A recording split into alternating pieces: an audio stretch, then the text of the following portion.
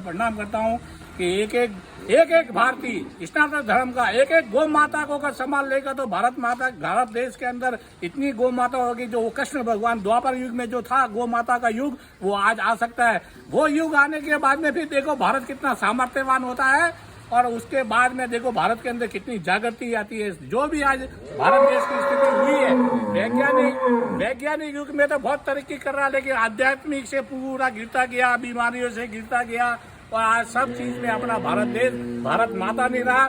जिस दिन भारत माता वापस होगा, जब हर आदमी एक गाय को रखेगा, एक गाय की सेवा करेगा, तो यहाँ शहर में रहने वाला गौशाला में जाके एक गाय का पालन पोषण करिए, तब आपको भारत माता कहलाएगा। भारत माता नहीं तो भारत माता कहलाएगा नहीं। और हर भारतीय, हर सनातन धर्म के हिंदुओं की एक फर्ज होता है, वही हिंदू है जो गौ माता से हमेशा पूछ पकड़ने के लिए रेडी रहता है, हमेशा सेवा करने के लिए रेडी रहता है, वही हिंदू है।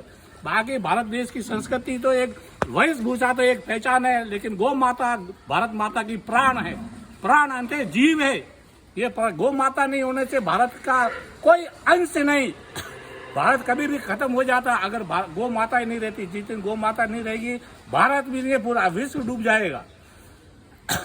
मैं गौ माता को, सभी भारत देश के संविधान के रचयिता को, बड़े बड़े सेंट्रल गवर्नमेंट के नेताओं को, सबको, मिनिस्ट्री को, और जितने भी सिद्ध पुरुष साधु संत को, मैं सबको हाथ जोड़ के विनती करता हूँ कि गौ माता के लिए आप सब मंथन करें, और मंथन करने के बाद सार निकालें कि गौ माता क्या है।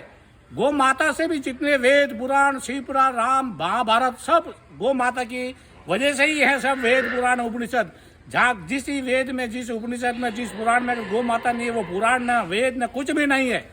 सब भारत में सब जो चीज है वो सिर्फ एक गौ माता है। एक जितने आप जप तप यज्ञ पूजा करते हैं वो जीरो के समान है। उसका मानने जरूर है, लेकिन उसके आगे अंक लगेगा तो वो जीरो का वैल्यू होगा। अंक बोले गौ माता, जीरो शून्य शून्य होता है, लेकिन अंक नहीं होने से शून्य का वैल्यू नहीं होता है। शून्य के आगे एक लगाओ तो 1000 होगा, 100 होगा। अगर अंक नहीं होने से जीरो का कोई वैल्यू नहीं है। जो भारत देश के अंदर जो गौ माता को जोड़कर, जो गौ माता से जुड़ा है, उसकी पूजा पाठ सक्सेस होगी, उसकी पूजा भगवान मानेगा, असत करेगा।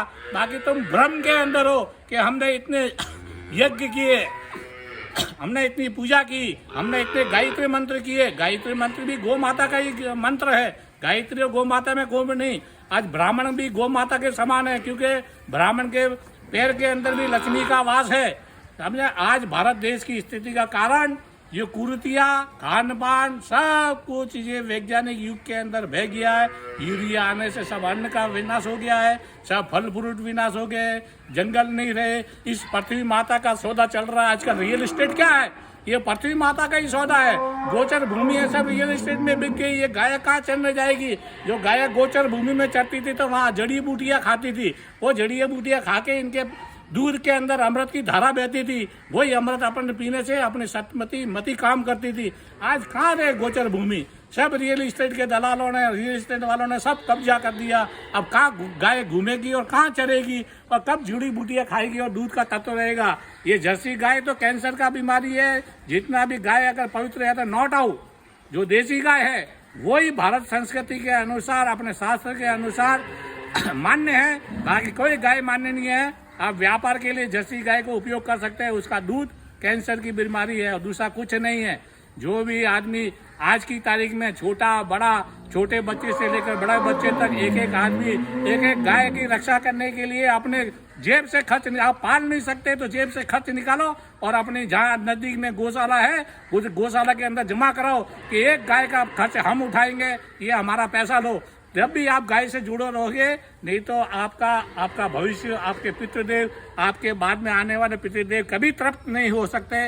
ये मैं आपको सत प्रणाम करता हूँ, और भारत की सरकार को निम्न करता हूँ, नरेंद्र मोदी को भी, कि इस गौ माता को राष्ट्र माता घोषित करो, तभी ये भारत माता कहलाएगा। नहीं तो भारत माता कहलाना है मेक इन इंडिया रह जाएगा। मेक इन इंडिया कोई भारत को ऊंचाई तक लेके जाने वाला नहीं, भारत माता कहलाएगा, तभी ये भारत आर्थिक आध्यात्मिक गुरु कहलाएगा, नहीं तो कोई कहलाने वाला नहीं। सत प्रणाम करता हूँ सभी आध्यात्मिक गुरुओं को, सभी बड़े बड़े नेताओं को, सभी ब्राह्मण को, और जो गौ माता के प्रचारक है, जो गौ माता के सेवक है, उनको बहुत बहुत सत प्रणाम। जय गौ माता। जय गौ माता।